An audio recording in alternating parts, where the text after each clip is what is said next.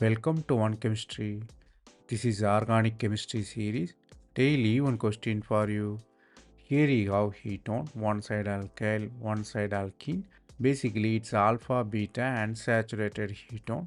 You're reacting with two different reagents, boron and hydrogen peroxide, and lithium aluminum hydride.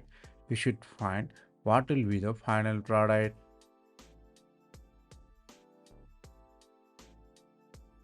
The reaction involved chemoselective reduction, whether alkene or carbonyl reduced, two different reagents, two different mechanisms.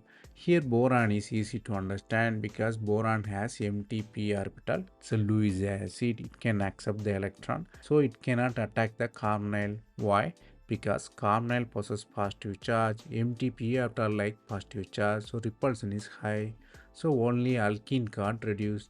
On the contrary, lithium aluminum hydride, here H minus is there, alkene is there. H minus alkene possesses the electron, same reducing agent, same electron repel each other. So H minus cannot attack alkene, so it can attack carbonyl, reduce only carbonyl. The concept you have to learn here is chemoselective reduction. Boron is selective to alkene, lithium aluminum hydride selective to carbonyl.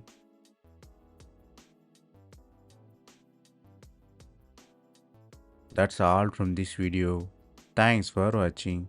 If you have any suggestion or feedback, comment below.